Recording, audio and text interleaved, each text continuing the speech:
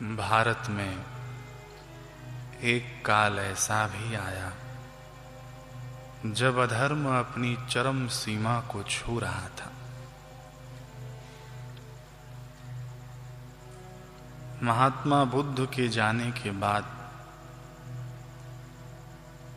उनकी अधूरी शिक्षाओं को लेकर बौद्ध धर्म अनुयायियों ने सनातन धर्म के विचारों और संस्कृतियों का खंडन करना प्रारंभ कर दिया, जिसका परिणाम यह हुआ कि लोग सनातन संस्कृति की ओर से उदासीन होने लगे और बौद्ध धर्म में परिवर्तित होने लगे।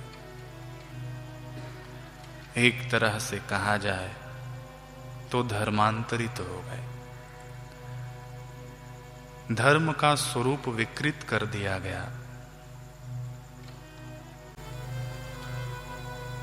कहीं जीवित पशु पक्षियों और मनुष्यों का बलिदान करके देवी देवताओं को प्रसन्न करने की चेष्टा की जा रही है और कहीं वेद और ईश्वर को ही मानने से इनकार कर दिया गया है। भारत की ऐसी दुर्गम अवस्था को देखकर नारद मुनि बहुत दुखी हुए और भारतवर्ष में धर्म की पुनः स्थापना करने के लिए वे कोई उपाय सोचने लगे। बहुत सोच विचार के बाद भी जब वे कुछ निश्चय न कर सके तो वे सीधे अपने पिता ब्रह्मा के पास पहुंचे। विश्व विरंची ब्रह्मा ने पुत्र नारद को व्यथित देख इसका कारण पूछा। नारद मुनि ने भारत की जो अवस्था हो रही थी उसका उल्लेख कर कोई उपाय करने को कहा। ब्रह्मदेव ने कुछ सोच विचार कर कहा कि वत्स, देवादिदेव ही इसका कुछ उपाय कर सकते हैं। तुमने भारत में जैसे धर्म विप्लव होने की बात सुनाई है उसका उपाय एकमात्र महादेव ही कर सकते हैं। ब्रह्मदेव की बात सुनकर नारद मुनि ने कहा, ठीक है, तब वहीं चलिए। यथा समय नारद मुनि और ब्रह्मा देवों के अधिपति महादेव के पास पहुंचे। महादेव ने कुशल मंगल के पश्चात आगमन का कारण पूछा। तब नारद मुनि ने भारत की दुर्दशा का वही कच्चा चिट्ठा कह सुनाया और भारत के इस धर्म संकट को दूर करने की प्रार्थना की। उत्तर में महादेव ने कहा, मैं पहले से ही इस विप्लव को देख रहा हूं। भारत के इस धर्म संकट को टालने के लिए हम लोगों को नरदेह धारण कर भारत में अवतरण करना होगा। साहित्य के अनुसार धर्म की पुनः स्थापना के लिए भारत देश में भगवान शंकर ही आदि गुरु शंकराचार्य जी के रूप में अवतरित हो गए। भगवान शंकराचार्य की जीवन गाथा बड़ी ही प्रेरणादायक है, जो साधकों में त्याग, संसार से वैराग्य और गुरु में निष्ठा के अंकुर को प्रस्फुटित करेगा। ये जीवनी कहा जाए तो उच्चतम साधक की जीवनी है, या फिर कहा जाए तो महान सद्गुरु की जीवनी है। भारत के दक्षिण मालाबार में संस्कृत का पहले भी बहुत अधिक प्रचार था और आजकल भी और प्रांतों की अपेक्षा वहां अनेक विद्वान, शास्त्र पारंगत पंडित और वेद पाठी अधिक पाए जाते हैं। काल्टी ग्राम में ब्राह्मणों का ही अधिक निवास था। सभी ब्राह्मण कर्मनिष्ठ विद्वान और वेद पाठी तथा सदाचारी होते थे। उस समय वेदों और दर्शनों तथा उपनिषदों को कंठस्थ करके रखने का रिवाज था। उस ग्राम में विद्याधर नाम के ब्राह्मण रहते थे। ये नामबुरी ब्राह्मण थे। इनके वंश में सदा ही बड़े बड़े विद्वान होते चले आए थे, पीढ़ी दर पीढ़ी। विद्याधर पंडित भी बड़े विद्वान सदाचारी थे। इनकी प्रकांड विद्वत्ता को देखकर केरल के महाराज ने इनको आकाश लिंग के महादेव मंदिर का प्रधानाध्यक्ष पद प्रदान किया था। विद्याधर पंडित गृहस्थ होते हुए भी सांसारिक वासनाओं में आसक्त नहीं रहते थे। वे परम शैव और शंभु के अनन्य भक्त थे। आकाश लिंग के इस मंदिर के नाम एक बहुत बड़ी जायदाद भी केरलाधिपति की ओर से प्रदान की हुई थी, जिससे पर्याप्त आय होती थी। इसी से विद्याधर पंडित के गृहस्थ का निर्वाह होता था। विद्याधर पंडित बड़े सरल साधु स्वभाव, मितभाषी और उदार मना थे। अपने घर गृहस्थ के कामों से बहुत सा धन बचाकर वे दीन दरिद्र लोगों की सेवा किया करते थे। लोग उनकी इस उदारता तथा प्रगाढ़ शिव भक्ति को देखकर उनका सम्मान करते थे। यथा समय विद्याधर पंडित की धर्म पत्नी के गर्भ से इनके यहाँ एक पुत्र उत्पन्न हुआ। पुत्र के सुंदर मुखमंडल और प्रशस्त ललाट को देखकर विद्याधर पंडित बहुत प्रसन्न हुए और इस पुत्र को भगवान का प्रसाद समझकर इसका नाम रखा गया शिव गुरु।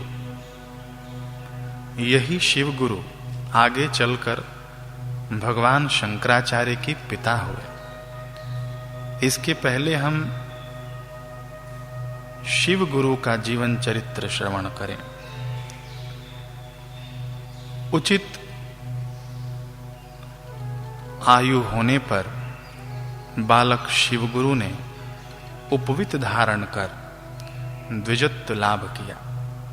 इसके बाद विद्या प्राप्त करने के लिए बालक शिवगुरु को गुरु के ब्रह्मचर्य आश्रम में भेजा गया। बहुत थोड़े समय में ही शिवगुरु ने अपनी प्रचंड प्रतिभा के कारण वेद वेदांगों को पढ़ डाला। ऐसे विलक्षण शिष्य को पाकर उनके गुरुदेव बड़े प्रसन्न हुए। शिक्षा समाप्त होने पर गुरुदेव ने ब्रह्मचारी शिव गुरु से कहा, वत्स, तुम्हारी शिक्षा सांगोपांग समाप्त हो गई। ब्राह्मण बालक के लिए जिन विद्याओं का पढ़ना आवश्यक था उनमें तुम पारंगत हो गए। वेद वेदांग और दर्शनों में तुमको उपयुक्त उत्पत्ति लाभ हो गई है। अब जाओ और जाकर गृहस्थ आश्रम में प्रवेश कर अपने माता पिता को प्रसन्न करो। शिव गुरु अपने गुरुदेव की यह बात सुनकर बड़े ही दुखी हो गए, बड़े ही चिंतित हो गए कि गुरुदेव ने यह मुझे क्या आज्ञा दे दी। गुरुदेव की उपरोक्त आज्ञा को सुनकर नवयुवक विद्वान शिवगुरु विपन्न मन होकर दुखी हो गए। गुरुदेव ने पुत्र सम शिष्य शिव गुरु को इस प्रकार उदासीन देखकर उसके उदासी का कारण पूछा। तब विद्वान शिष्य शिव गुरु ने अत्यंत नम्र होकर विनीत भाव से कहा कि गुरुदेव, मेरी संसार में और वासना नहीं है। आपकी शिक्षा के प्रभाव से मेरी संसार से मोह ममता विनष्ट हो गई है। गुरुदेव, मुझे ऐसा स्पष्ट प्रतीत हो रहा है कि ये संसार के सुख दुख क्षण भंगुर हैं। हे स्वामी, मुझे तो ऐसा ज्ञात होता है कि यह संसार दुखों की खान है। संसार की विषय वासनाओं में लिप्त रहकर ही जो लोग जिस सुख को अनुभव करते हैं वह मूढ़ों और मूर्खों के लिए ही उपादेय है। परंतु जो मनुष्य तत्व अनुशीलन करके प्रकृष्ट पथ का पथिक होना चाहता है, उसके लिए संसार के ये सुख अत्यंत असार और हेय हैं। गुरुदेव, विद्वान व्यक्ति भी यदि इस सांसारिक सुख वासनाओं में लिप्त हो तो उसको भी मति भ्रम हुए बिना न रहेगा। तत्व को भूलकर वह भी मूढ़मति हो जाएगा और सांसारिक सुख भोग के लिए उन्मत्त हो उठेगा।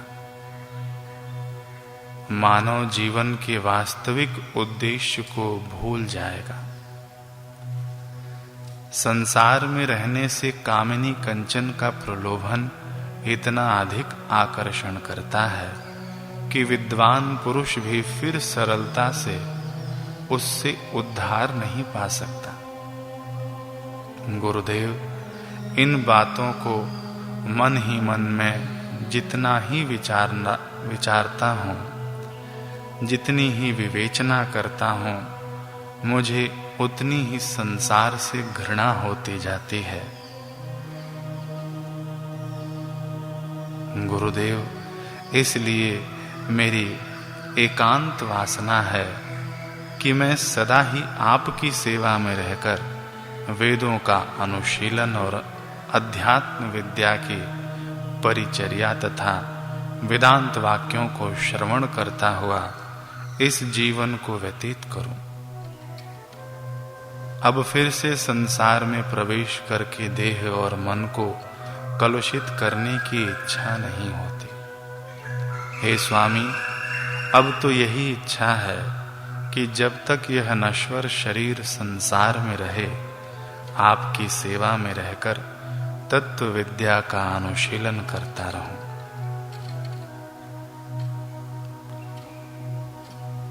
गुरुदेव, तरुण वयस्क गुरु भक्त शिष्य शिव गुरु के मुख से ऐसी ज्ञानपूर्ण बात सुनकर क्षण भर के लिए उसके मुख की ओर देखते रहे और थोड़ी देर के पश्चात बोले कि वत्स, तो फिर क्या तुम घर वापस जाना नहीं चाहते? शिष्य ने कहा, नहीं गुरुदेव, परंतु संन्यास ग्रहण करने का समय भी तो अभी नहीं है वत्स। वास्तव में गुरुदेव जानते थे कि शिष्य शिव गुरु के द्वारा आगे समाज कल्याण का मार्ग प्रशस्त होगा। इसी हेतु को लेकर वे शिव गुरु को वापस संसार में भेज रहे थे। गुरुदेव ने आगे कहा कि तुम्हारे लक्षणों से मुझे ऐसा प्रतीत होता है कि निकट भविष्य में तुम्हारे द्वारा संसार का कोई महान कार्य सिद्ध होने वाला है। इसलिए अब तो तुम जाओ और गृहस्थ आश्रम में प्रवेश कर अपने कर्तव्य को पूरा करो, और बाद में जब तुम्हारी उम्र होगी और यदि तुम्हें उचित प्रतीत होगा तो तुम संन्यास धर्म को ग्रहण कर लेना। गुरुदेव से कर्तव्य अकर्तव्य का उपदेश सुनकर ब्रह्मचारी शिव गुरु ने गुरुदेव के चरणों में दंडवत प्रणाम किया और आशीर्वाद ग्रहण कर अपने घर को प्रस्थान किया। ब्रह्मचर्य आश्रम से विद्या अध्ययन कर घर लौटने पर विद्वान पुत्र शिव गुरु को पाकर माता पिता अत्यंत आह्लादित हुए। शिव गुरु की विद्वत्ता की चर्चा समस्त प्रदेश में होने लगी। कितने ही संपन्न और विद्वान सजातीय ब्राह्मणों ने अपनी अपनी कन्याओं के साथ शिव गुरु का विवाह करने का प्रस्ताव रखा।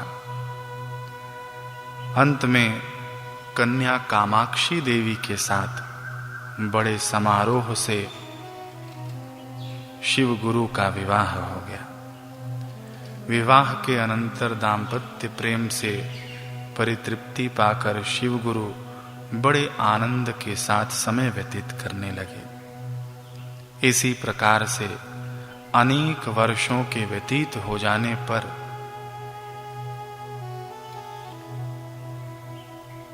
पति पत्नी का यौवन काल समाप्त होने लगा। अब वृद्धा अवस्था की ओर वे अग्रसर होने लगे, परंतु अभी भी संतान का मुख नहीं देख पाए। संतान के अभाव से दोनों पति पत्नी सदा दुखी रहते थे। एक दिन शिव गुरु मन में विचार करने लगे कि हाय, यह क्या हुआ। गुरुदेव की आज्ञा से गृहस्थ आश्रम में प्रवेश कर मैंने विवाह किया, परंतु गृहस्थ धर्म का सर्वश्रेष्ठ उपादान पुत्र प्राप्त न हुआ। ना मुझे अध्यात्म मार्ग मिला, ना मेरा गृहस्थ आश्रम ही सफल हो रहा है। अब मैं क्या करूं? गृहस्थ आश्रम में प्रवेश करके इतना समय व्यतीत होने पर भी जब पुत्र उत्पन्न नहीं हुआ तो इस आश्रम में और अधिक दिन तक अवस्थान करने से लाभ ही क्या है। किंतु बिना पुत्र के पिंडदान कौन देगा, और बिना पिंडोदक के अनंत काल तक रौरव नरक में वास करना होगा। पितृ पुरुष गणों का पिंडोदक लुप्त होने पर कुल धर्म कलुषित होगा। इसलिए पुत्रहीन अंधकार में जीवन व्यर्थ है। इस प्रकार से विचार करके बड़ी उदासीनता से ब्राह्मण शिव गुरु अपना जीवन व्यतीत करने लगे। पतिव्रता पत्नी भी पुत्राभाव से दुखित और मर्माहत हुई और नितांत विपन्नता के साथ जीवन भार वहन करने लगे। एक दिन पत्नी के मन में विचार आया और उन्होंने पतिदेव से निवेदन करने की प्रार्थना की। पति की स्वीकृति मिलते ही धर्मशिला कामाक्षी देवी ने कहा कि स्वामी, मेरे मन में यह बात आती है कि पुत्राभाव से इस प्रकार से व्याकुल होकर समय व्यतीत करने से क्या लाभ। इससे तो अच्छा यही होगा कि पुत्र प्राप्ति के लिए हम देवाराधन करें। संभव है प्रसन्न होकर भगवान हम पर दया करें। अनेक युगों से ऐसा होता चला आया है।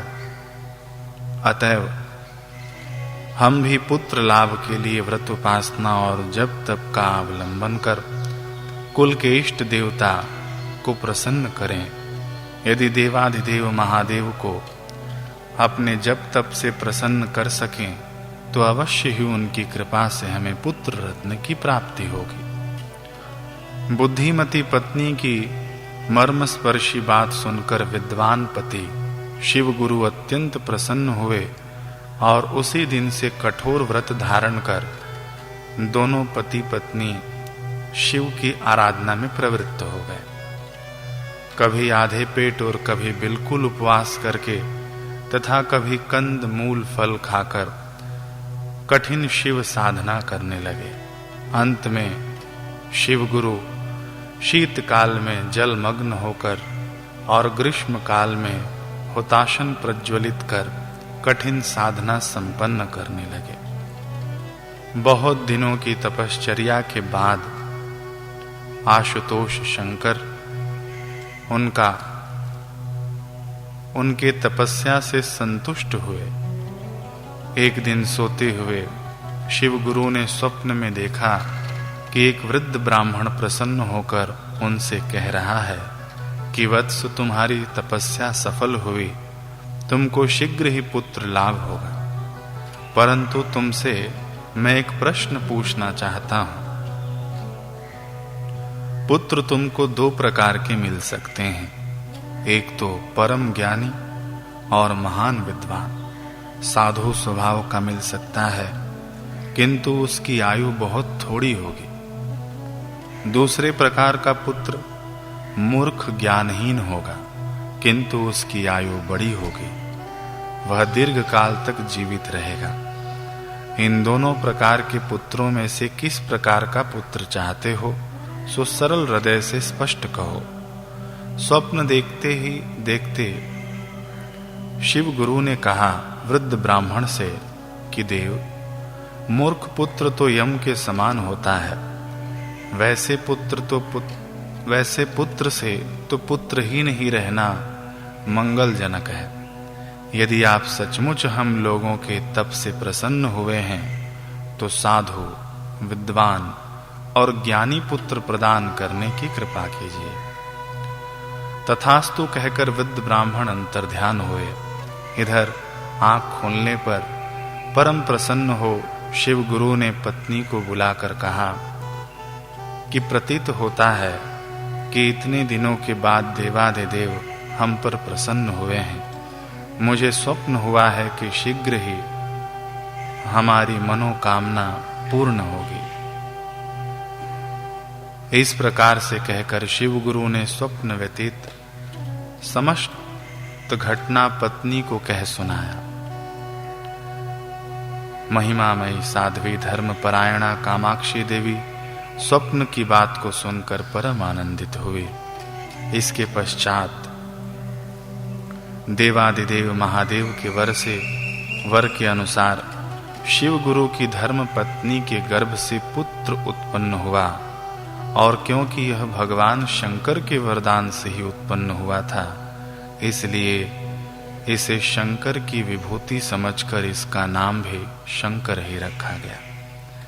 दिन पर दिन बालक शंकर बढ़ने लगे और इनके माता पिता शुक्ल पक्ष की चंद्रमा की तरह बढ़ते हुए पुत्र को देखकर परम प्रसन्न होने लगे।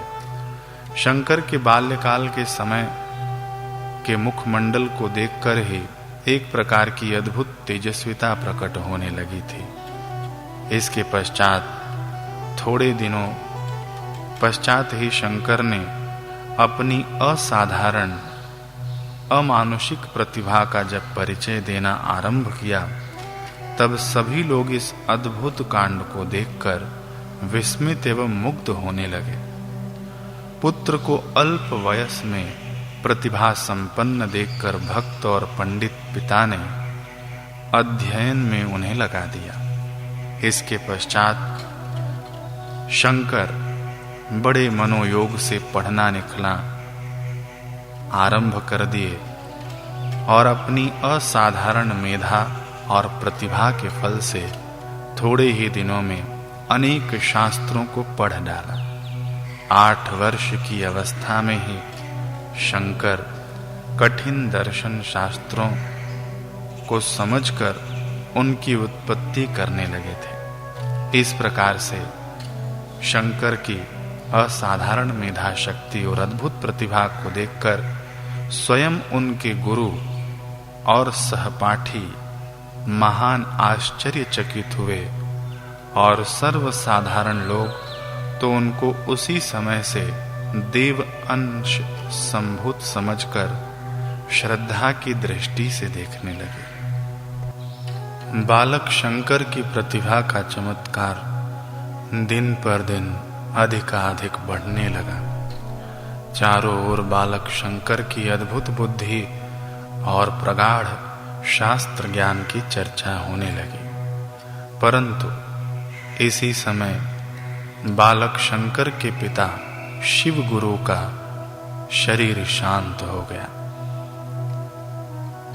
पिता की मृत्यु से उनकी माता कामाक्षी देवी और शंकर बड़े दुखी हुए। इसके बाद पितृ श्राद्ध आदि से निवृत्त होकर शंकर माता के साथ रहकर दिन व्यतीत करने लगे। शंकर अल्प वयस से ही, छोटी उम्र से ही संसार से उदासीन रहते थे। उनका स्वभाव सरल एवं साधु प्रवृत्ति वाला था।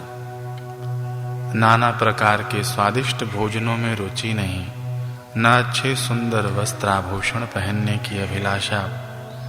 पिता की मृत्यु की घटना से शंकर और भी अधिक विरक्त से हो गए। संसार की असारता ने उनके हृदय पट पर एक और ही तरह के भाव अंकित कर दिए थे। बाल्यावस्था में ही शंकर यह बात हृदयंगम कर ली थी। शंकर ने यह बात हृदयंगम कर ली थी कि यह जीवन जल के बुदबुदे के समान नष्ट होने वाली क्षणभंगुर है। इसके अतिरिक्त संसार में नित्य होने वाले परिवर्तन को देखकर शंकर के हृदय पर संसार की असारता ने और भी दृढ़ भाव से अपना प्रभाव जमा लिया था। पिता की मृत्यु के बाद उनका चिंता स्रोत गंभीर और उच्च तत्वों की खोज के लिए और भी प्रगाढ़ होती गई। उनकी बार बार इच्छा होती थी कि निर्जन एकांत स्थान में बैठकर केवल चिंतन करें और उपयुक्त विद्वानों से प्रश्न कर अपने व्याकुल मन को शांत करें। वे प्रायः नित्य ही बाहर वन पर्वतों तथा नदी तट पर बैठ जाते और आकाश की ओर बड़ी कातर दृष्टि से देखकर स्वयं मन ही मन में प्रश्न करते कि संसार के इस अद्भुत व्यापार का मूल क्या है, मैं कौन हूं, इसका आदि कारण कहां और कैसा है। इस प्रकार से तत्व चिंतन में निमग्न होकर वे अपने आत्मीय जनों, यहां तक कि अपनी जननी तक को भूल जाते। इसी प्रकार से सायंकाल के समय शंकर की एक दिन एक महात्मा से भेंट हुई।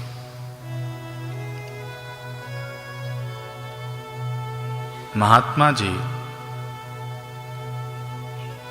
बालक शंकर की अलौकिक मूर्ति को देखकर चकित हो गए। वे समझ गए कि यह कोई साधारण बालक नहीं है। उन्होंने संस्कृत में कहा, कस्त्वम, अर्थात तुम कौन हो। बालक शंकर ने मृदु हास्य के साथ उत्तर दिया, न जाने, अर्थात मैं नहीं जानता। तब महात्मा ने बालक शंकर के मनोभाव को समझकर कहा, क्या बालक, तुम सचमुच नहीं जानते कि तुम कौन हो। शंकर ने फिर उसी मुस्कुराहट के साथ उत्तर दिया, ना महाराज, मैं नहीं जानता कि मैं कौन हूं। क्या कृपा कर मुझे आप कोई ऐसी युक्ति बताएंगे जिससे मैं जान सकूं कि मैं कौन हूं। उत्तर में महात्मा जी ने दीर्घ निश्वास निक्षेप कर कहा, यही तो जगत के जीवन का सार तत्व है जिसे तुम जानना चाहते हो।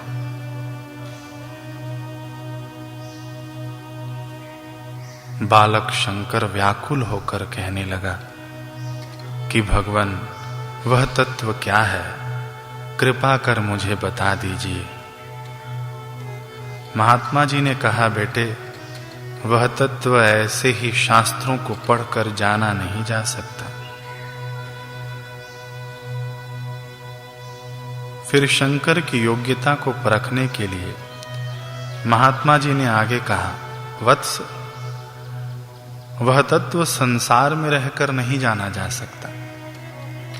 उस परम तत्व का स्थान संसार से बाहर है, इस पार्थिव कोलाहल से बहुत दूर है। महात्मा की बात सुनकर गंभीर हो शंकर ने दृढ़ता से कहा, महात्मा जी, वह परम तत्व आप कह रहे हैं कि संसार से बाहर है। वह परम तत्व न बाहर है न भीतर, और न ऊपर है न नीचे। वह परम तत्व तो आपके बिल्कुल निकट, नहीं, आपके भीतर मौजूद है। आत्मचिंतन और आत्मदर्शन से वह तत्व अनुभूत और अधिगत हो सकता है। महात्मा बड़े प्रसन्न हुए बालक की सूझबूझ, समझ और शास्त्र ज्ञान को सुनकर। इसके पश्चात महात्मा जी ने शंकर के मस्तक का स्पर्श किया, शक्तिपात किया और वहां से आगे बढ़ चले। परंतु बालक शंकर भी उनके पीछे पीछे चल पड़ा। बहुत दूर तक चलते चलते महात्मा जी जब मठ में पहुंच गए, तब बालक शंकर दौड़कर महात्मा जी के चरणों में लेट गया और कहने लगा, स्वामी, अनुग्रह करके मुझे शिष्य रूप में ग्रहण कीजिए और सन्यास धर्म में दीक्षित कर पारलौकिक आनंद प्राप्त करने की मार्ग पर मुझे आरूढ़ होने का अवसर प्रदान कीजिए। तब महात्मा ने और भी आश्चर्यचकित होकर कहा कि मैं तुमको क्या शिष्य बनाऊं और मैं तुमको क्या शिक्षा दूं और किस धर्म में दीक्षित करूं। बहुत शीघ्र तुम्हारे चरणों में तो मुझसे भी बड़े बड़े अनेक शिष्य प्रणिपात करते हुए दृष्टिगोचर होंगे, संसार देखेगा। महात्मा जी की बात सुनकर भी शंकर निरस्त नहीं हुए और बार बार व्याकुल होकर प्रार्थना करने लगे कि महाराज, मुझ पर दया करनी ही होगी आपको। मुझे कृपया शिष्य रूप में स्वीकार कीजिए। मैं किसी प्रकार से आपका पीछा नहीं छोड़ूंगा, क्योंकि कोई कितना भी महान हो जाए, शास्त्रों में पारंगत हो जाए, धन वैभव से संपन्न, समृद्धि से सुसंपन्न हो जाए, परंतु बिना सद्गुरु के आश्रय ये सब व्यर्थ सिद्ध होते हैं। आखिर में जीव को ये सब दुखी करते हैं। इसलिए मुझे शिष्य रूप में स्वीकार कीजिए। शंकर के बार बार अनुग्रह करने पर महात्मा जी गरज कर बोल उठे, मेरा पीछा करना छोड़ दो, तुम्हें मुझसे कोई लाभ नहीं होगा।